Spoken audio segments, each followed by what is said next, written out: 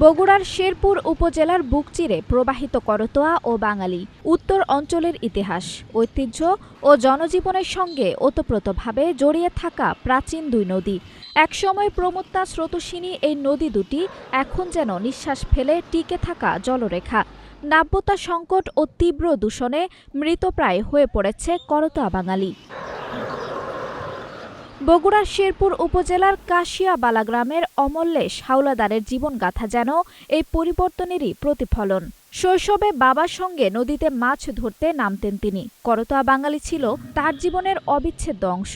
কিন্তু এখন সেই নদীতে আগের মতো মাছ মেলে না।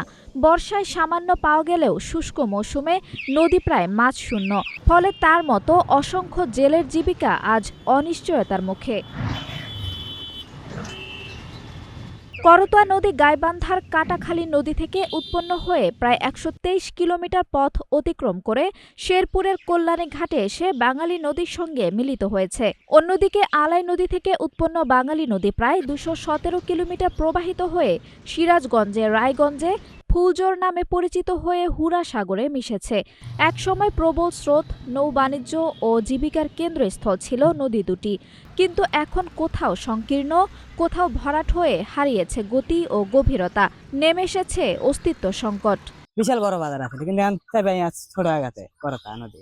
আগে সেই ওসারা ছিল, নৌকা আছে, নৌকা নারকেল আছে, গরু বাছুর আছে, মেলা কিছু আছে, এই জায়গাটা নিয়ে গেছে। ওখান থেকে মাটি তুলে এই নদীর উপরে রাখা হচ্ছে, কিন্তু বৃষ্টিপাত আসলে আমাদের এই মাটি আবার সেই নদীর ভেতরে চলে যাচ্ছে। এতে আমাদের নদী আবার ভরাট হয়ে চলে যাচ্ছে, আমাদের অনেক কষ্ট হয়ে যাচ্ছে। করতে নদী এখন মনে করেন যে কাছাতে পারা অনেক আর আগে নেই। অনিয়ন্ত্রিত শিল্প বজ্র, পৌরসভার পয় নিষ্কাশন, কৃষিতে অতিরিক্ত রাসায়নিক ব্যবহার সব মিলিয়ে নদীতে পড়েছে বিপুল বজ্র।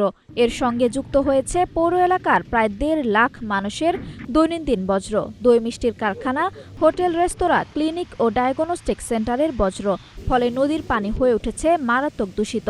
কমে যাচ্ছে অক্সিজেন, বিলুপ্তির পথে দেশীয় মাছের প্রজাতি, হুমকিতে পড়েছে শামুক, ঝিনুক সহ অন্যান্য জলজ প্রাণী। দূষণের বিষাক্ত প্রভাব প্রবেশ করছে খাদ্য শৃঙ্খলে, বাড়ছে মানব স্বাস্থ্যের ঝুঁকি। সব বর্জ্যটাই নদীতে এসে পড়ার কারণে নদীটা আসলে অনেকটা দূষিত হয়ে গেছে।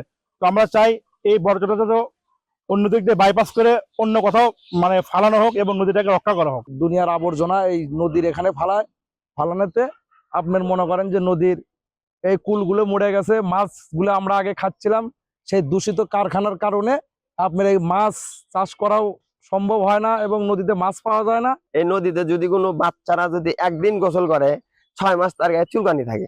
আমিও মনে করেন কিছুদিন আগে নামছিলাম, আমার গায়ে মনে করেন যে তাও ২ দিন মাস চুলকানি ছিল আর কি, এই নদীর পানির কারণে। স্থানীয়দের অভিযোগ, এসআর কেমিক্যাল ও মজুমদার প্রোডাক্টসের বজ্র সরাসরি করতোয়া ও বাঙালি নদীতে ফেলা হচ্ছে।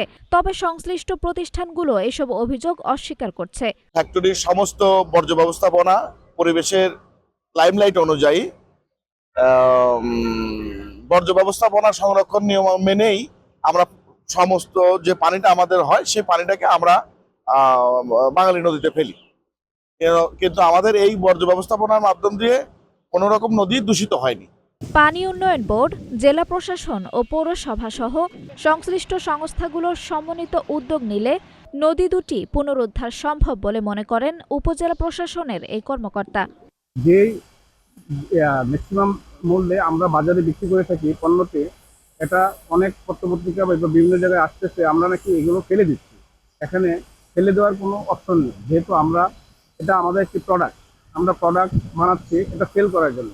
এখানে ফেলে দেওয়ার বা নদীতে ফেলে দেওয়ার কোনো অপশন নেই।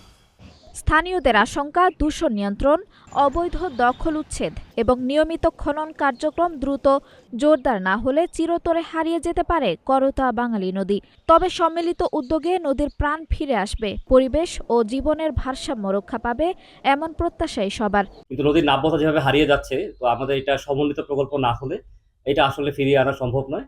মাননীয় প্রধানমন্ত্রী এ বিষয়ে সর্বতভাবে কাজ করে যাচ্ছে এবং নির্দেশনা দিয়ে যাচ্ছে। তো সকল ডিপার্টমেন্ট যারা এটা নিয়ে কাজ করে, পানি উন্নয়ন বোর্ড সহ জেলা প্রশাসন বা অন্যান্য ডিপার্টমেন্ট সবাই মিলে যদি একটা সমন্বিত প্রকল্প গ্রহণ করে, এর সাথে পৌরসভা বা যারা এর সাথে রিলেটেড সবাই মিলে এগিয়ে আসলে আমার মনে হয় যে এই নদীকে আবার পুরোনো অবস্থায় ফিরিয়ে আনা সম্ভব। আঞ্জুম হক আরবি, নাগরিক প্রতিদিন।